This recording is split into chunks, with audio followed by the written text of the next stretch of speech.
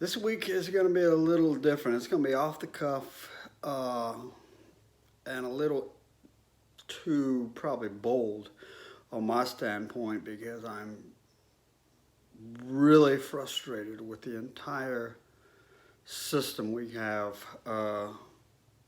in church. I'm not talking about my church or that church, but as in a whole, what the church has done in the midst of this COVID-19 scenario. It's mind-boggling.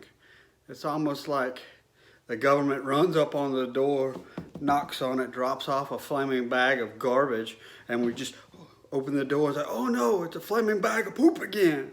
Step on it and get our feet all nasty and be like, oh, the government. That was our fault for stepping in it. We've been called non-essential by the state.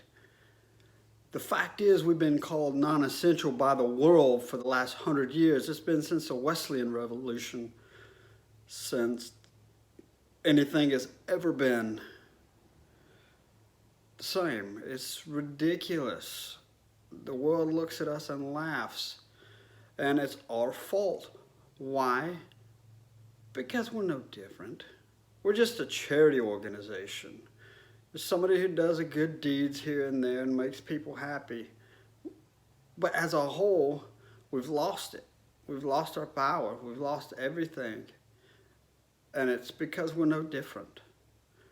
We don't, how do I say this nicely? We either need to grow up or board our doors up and shut the church down. Whatever became of sin? You know, there's an old story in the Old Testament of these kings that were conspiring against the nation of Israel. They could never do anything to them. They could never get them down. They could never push them down. Could never defeat them. Couldn't curse them. And they got together and it's like, how in the world do we defeat this group? And the kings got together and one guy goes, hey, you're not going to defeat them. The only way that you can destroy these people is to get them to defeat themselves. Get them to break the commandments that their God has given them. Get them to sin. You know, in John it just says sin is the breaking of the commandments. Lawlessness. That's what sin is. Lawlessness. The breaking of the instructions. So God gives us these lists of things to do, and we don't care about them because we're not under the law anymore, which is foolish in itself. If you read even Acts, Paul goes, I have not done anything against the temple, against the commandments, or against the Romans. So even he kept the commandments of Jehovah. And this is after he's written Galatians, Ephesians, Philippians, Colossians, Titus, and this is on his last breath. Stand to Rome, his march to Rome, to appeal to Caesar. You've got this, Jesus said, turn the other cheek. I was like, oh, that's so revolutionary. That's so New Testament. When I get bad-mouthed and whatever, I turn the other cheek. That's Solomon. Solomon wrote that. Jesus didn't say anything revolutionary. What that was is that when you get slapped, that is a spit on you. But if you get slapped the other way, that's a reinstatement of who you are. Look up customs. It's right there in the history books. That's another thing the church has ruined is history. They have no clue. They just go whatever the latest author puts out on a book and runs with it. It's disturbing. Is there hope? I hope so. If we get back to the basics, if we get back to understanding the commandments, and I'm not talking about all the Levitical stuff. I'm not talking about the 600 commandments in Leviticus. If you boil those down, it's only 100 of them. They're all repetitive, and most of them are Levitical laws that we can't keep because there's no temple. So, this foolishness, oh, there's so many laws you can't keep. Or you keep that many laws a day. Right now, you're keeping the laws of your government quarantined, and you don't say anything about the laws of God. Everywhere I turn on social media is about faith, not fear. Worship, not worry. Let me ask you a question. You've been hearing that for the last 10 to 15 years. All the songs we sing are talking about hope and a promise. And now you're having to sing the same songs again. It's a broken record. It's laughable. It really is. There's no depth. So, how do we say anything out of this with grace? I just hope there is a way out. And there is a way out. There is a way to grow. And it hurts. It's called getting back to the basics. Keeping the commandments. Honoring Jehovah. That's what all the prophets said. That's what Jesus even said. Everybody thought he was so revolutionary. He just went back to the basics.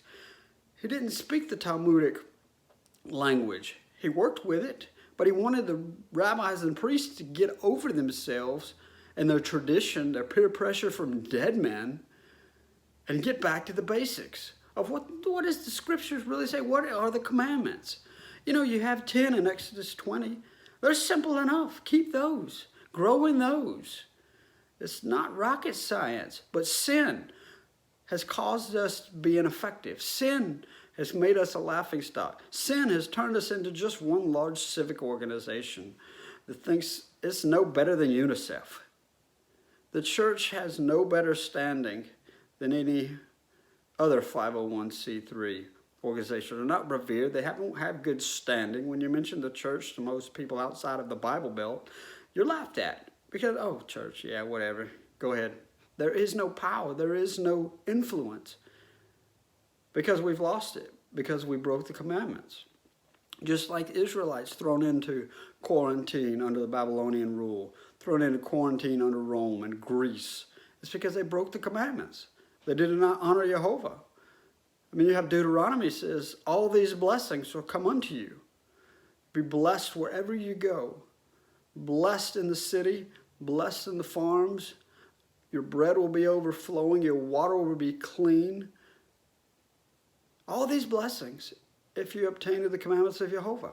But look what we have. We have all these people living in fear. Children that have been in church for years. And I say children, I mean adults. Adolescent 40-year-olds, adolescent 50-year-olds. Been in church for years, cowering. And rightly so if you have a condition that makes you more susceptible to this. But for the most part, all these people living in fear for no reason. The statistics are laughable. I mean, it's finally come to fruit that this is all a big sham. Yet the church has taken it like a whipping post and said, yes, please, can I have some more? And I'm not calling for obstinance against the government. I'm calling for a revolution to get back to the basics. Get back to reality of Scripture. We've made our services about songs. People can quote songs better than they can quote the Scriptures, which is pathetic. Because the next song comes along and says something different. You're singing it. God's a way maker, miracle worker, promise keeper. And he is all those things. And he has been all those things. Why are you just singing about it now? We either need to grow up or board the doors up. And how do we grow up? By attending to his words. How does a young man keep his way clean? How? How does anybody keep their... By holding a life according to commandments. Psalms 119. Your word is a light into my path. Psalms 119. Open the Word of God and start to read what it says. There's so many people out there. Well, we don't need the Bible to have a relationship. Fools. Abject fools. Yes, Abraham did not have the Bible. Moses did not have the Bible until he had the commandments, but they got to see firsthand witness who Jehovah is and his works. Now we have those documented. Yet people will be like, oh, we don't need the Bible. We can have our relationship with him without knowing. And that's what's got us into this mess. We need a restoration of the basics. What are the basics? Keep the commandments. 1 John says, simple. If you say you know him, but you don't keep the commandments, point blank, you're an idiot. You are a fool. A liar is what it says. So is there mercy in what I'm trying to say? Yes. I hope we can grow stronger. I hope we come to terms with how weak our generation is. This is just amazing display of laziness has got us into where we are. All this flare talk and holler, all these ice cream social Sunday mornings has got us into the mess we're in now because there's no depth. There's no nutrients. We just eat our sugar cones and go home, and now there's a famine in the land. We don't know what to do other than turn our TVs on and once a week and watch YouTube, our favorite preacher, whatever, who is, whatnot. Do you eat once a week? Probably not. So why do you treat this any different? We need to get back to the basics. It says, your word is sweeter than honey. Even Yeshua goes, I have food you do not know of. And the disciples are like, what are you talking about? Your hands are empty. We've got food here. What are you eating? And let me ask you, what are you eating? What has gotten you into this stuff? Eating the unclean. Or are you eating the clean? And I'm not talking about pigs, bacon, shrimp, sea roaches. I'm not talking about that stuff. I'm talking about spiritual food. What are you feeding? We either need to board up or grow up. I have personal trainers tell me all the time, we're not quitting. You're going to suck this up and you're going to push this weight and you're going to get better. We have to start one step at a time. One step at a time. Because we don't get anywhere by sitting on a couch watching a YouTube video.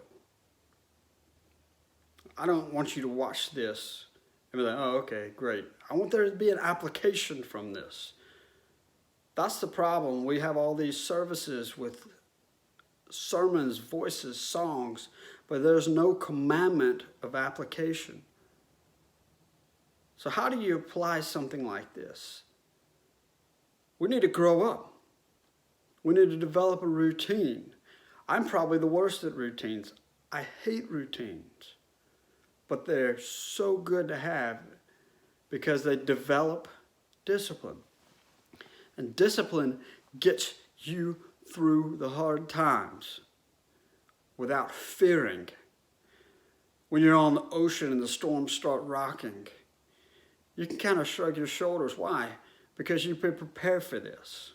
You know about this. You've gone through this already. Instead of cowering or fear. It's not about having faith. What good is faith if there's no application? Oh, I have faith, God will save me. No, I haven't. I hope God rocks the waves. I hope he brings the waves so hard on your boat that knocks your faith out of the water and makes you learn how to swim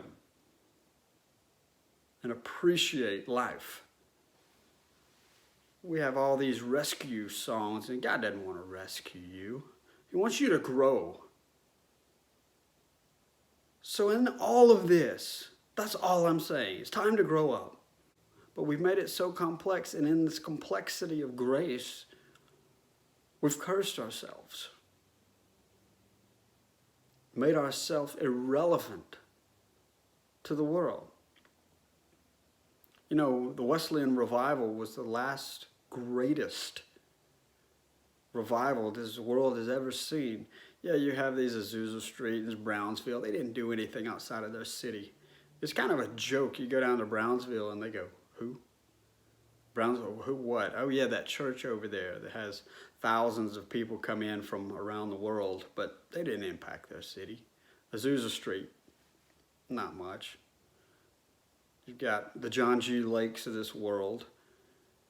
His family despised him when he died. He moved to Africa. His family hated him. So what good is all these revivals if we don't have practicality?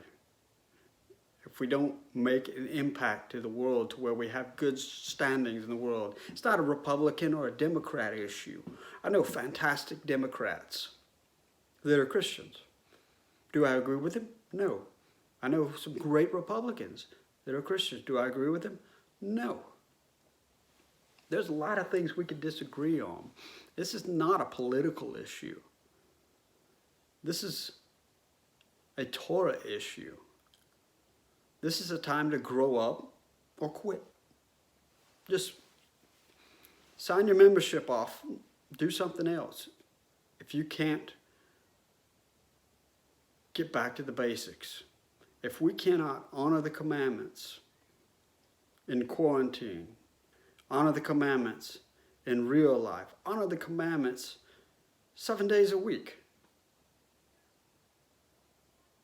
We praise him on a Sunday, and then we go to praise ourselves the rest of the week. Quit. Just give it up. Quit. How do we wrap all this up? How do we wind all this into a ball of string so we can apply it? I go back to Psalms 119. How can a man keep his way pure? By holding to your commandments. It's simple, yet we've gone so far away from it with this message of grace. I don't need to keep the commandments. I'm under grace, fool. I hate to say that word, but that's what it is. You idiot that absolutely misses scriptures. God is full of grace. The law is full of grace. But if you live outside of the law, you live outside of the blessings. Christ did not come to fulfill the law, but to uphold it. If you look at the word pleru, it's amazing the misinformation out there that we're giving for the sake of laziness. And we've cursed ourselves because we've become lazy. Oh, I don't need to do that. I don't need to this, that, and the other. I don't need to keep the 10.